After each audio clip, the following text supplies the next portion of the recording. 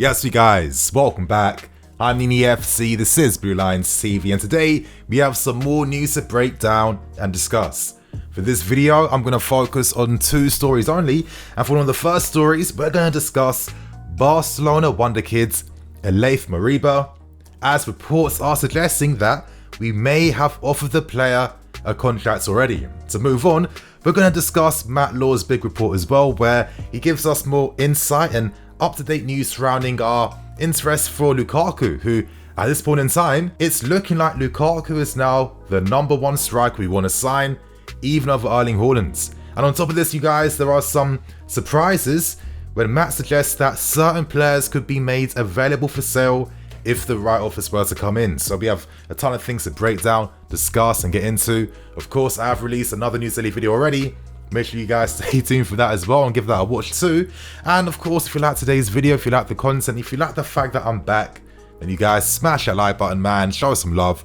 And without wasting any more time, I want to get one quick plug out of the way first. With less than 2 weeks to go until the Premier League comes back, with our first game being against Crystal Palace, if by now you still have not copped any of the new home season kit, away kit range or training kit items, and you guys, what are you waiting for? Thank God you're here. Honestly, thank God you're here, because I'm here to hook you up and update your drip, you guys. If you use my affiliate links below in the description, you get access to my 10% off discount code, which is Nini10, to get 10% off your final order. So if you want to get some stuff for your kids, for your missus, for the mistress, for yourself, then you guys, I'm here to hook you up. And I don't know how to say that mistress part. That would be a very interesting mistress to have if all she wants is Chelsea merchandise. But regardless of that, you guys, I'm here to hook you up. Details below in the description. And without wasting any more time, now we kick things off by discussing the latest reports surrounding our move for Barcelona's Ilaix Moriba.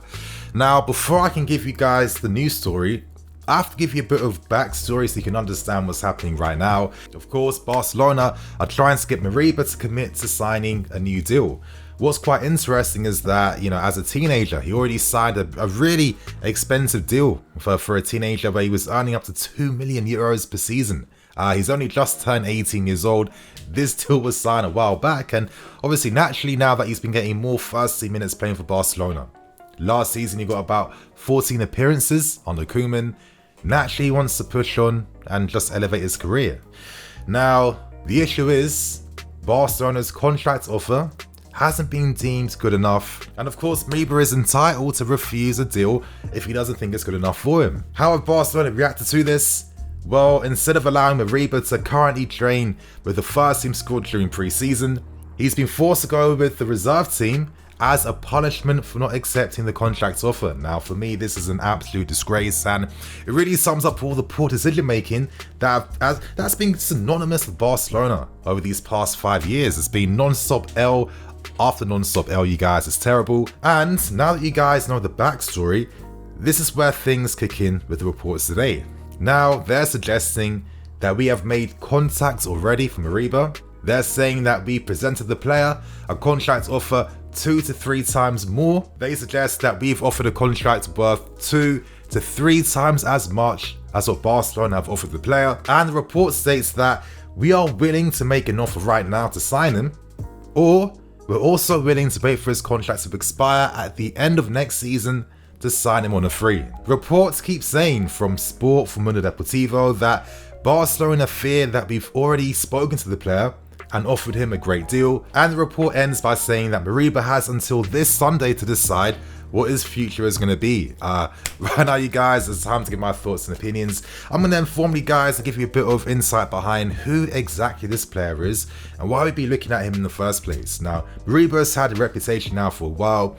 He's another player that's seen in that same category as Paul Pogba. I'm not saying that means he's going to be as good as him, which a lot of people always seem to think. It just means that in terms of his play style, that is like who his successor could potentially be.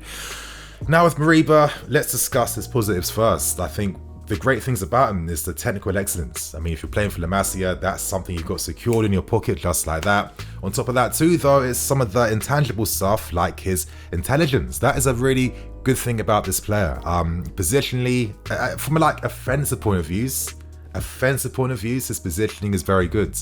He knows how to receive passes in behind the opposition midfield lines, where he's very comfortable receiving from between the lines or in the half space situations. And to progress the ball through midfield, you need players that are comfortable to take that responsibility to make things happen in areas like this, because that's where things become very 1v1, and that's where you need to have other parts of your game to allow you to play through those areas. Another good thing about him too is that he is a great vertical runner.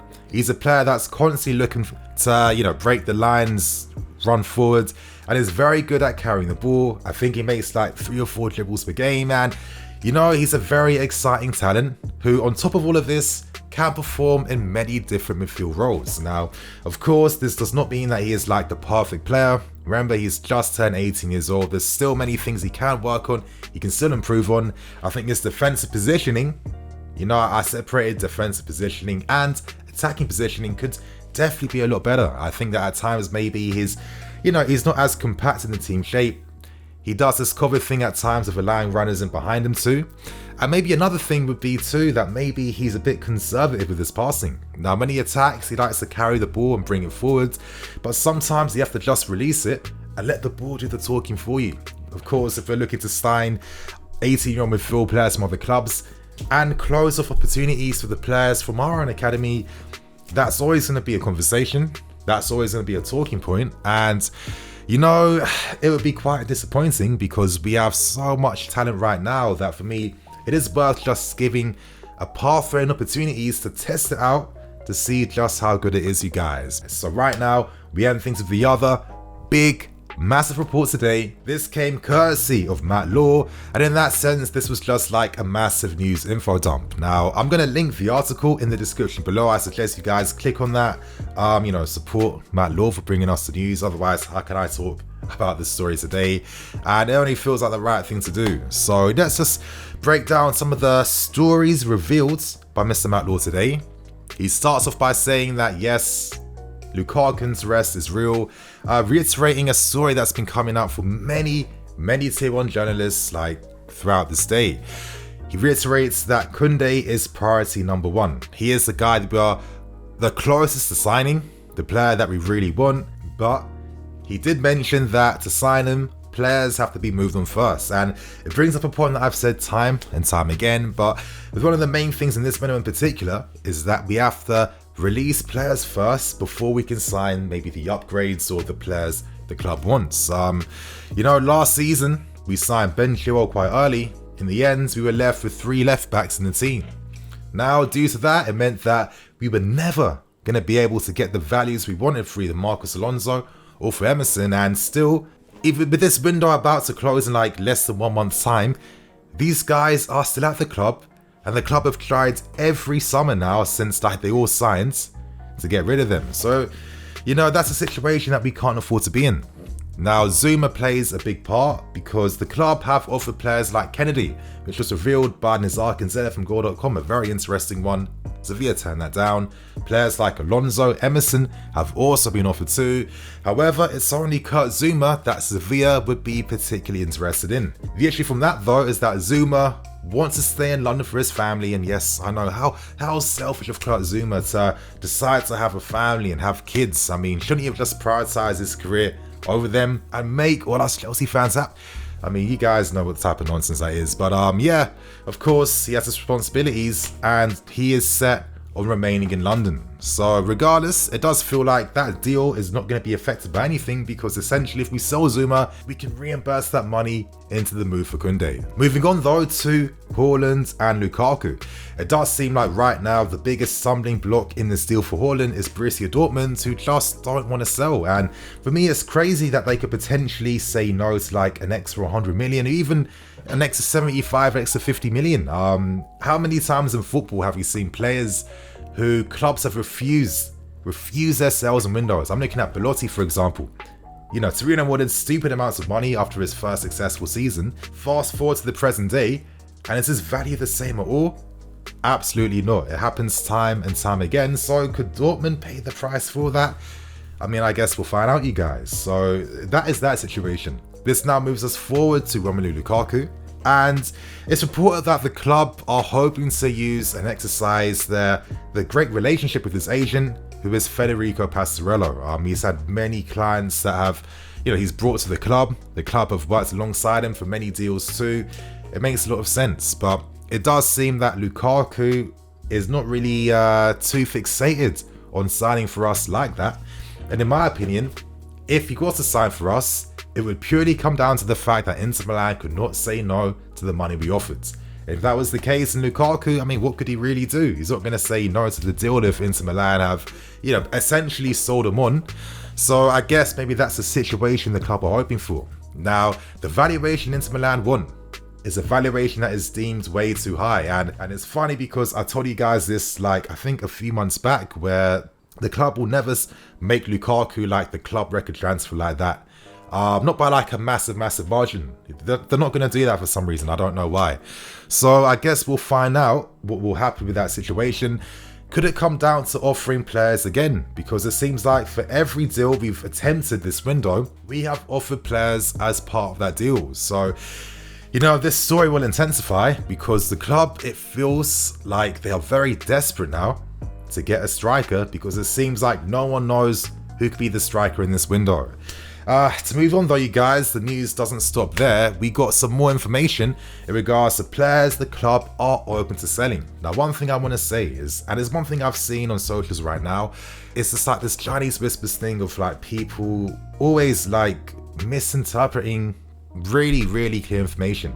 Now, what I'm about to say is that Hudson-Odoi and Loftus-Cheek, alongside players like Tammy Abraham, Marcus Alonso, etc., could be made available for sale if the right offer comes in for them. This does not mean the club have put them on the transfer list. No, it just means that if the right offers came in for them, the club are open to sales. Now, with Hudson-Odoi, his 120k per week wages are a stumbling block for most teams, and for Loftus-Cheek as well, even though he wants to remain, and even though it seems like Tuchel is fine with working with him too, the club would be open to a sell, which kind of baffles me in a sense because, number one, it was the club's fault behind why Ruben got that nasty injury.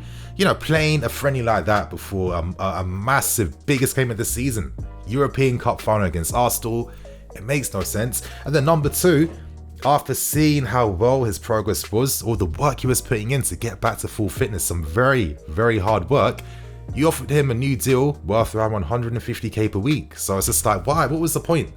What was honestly the point? It just feels like with our club sometimes, they don't really have belief in particular players. They just kind of have the resources to be able to afford to just hedge their bets, signing many players and then, gambling on who's going to be the best ones out of them. It feels like most businesses like that, which is very disappointing in football, in my opinion. But as I've been saying time and time again, if we see things from a cold, analytical business point of view, the fact that the academy guys have literally no player costs because their player cost per year is only their wages that they earn per year, it does mean that when you sell them on, you get incredible amounts of profit that you're just not going to get if, let's say hypothetically and only hypothetically, I don't know, Jorginho was sold, Pulisic was sold, etc., because no club is going to spend more money than what we spent to originally sign them. So it feels like this is what we're doing right now, and for me, having that balance between short term and long term is important for things like this because, if we're patents a lot earlier, we don't have to waste our time focusing on selling players. We're going to spend most of this window trying to make moves and bids to sign the big number one targets that we really want. But regardless, you guys, that was the news that came out today. Give your thoughts and opinions. And as you guys can see in the comment below, do you feel confident still that we are going to sign a big name striker? Let us all know in the description below, you guys. And on that note, I'm EXITS, this is Blue Lions TV. I'll catch you guys later with some more videos. Cool.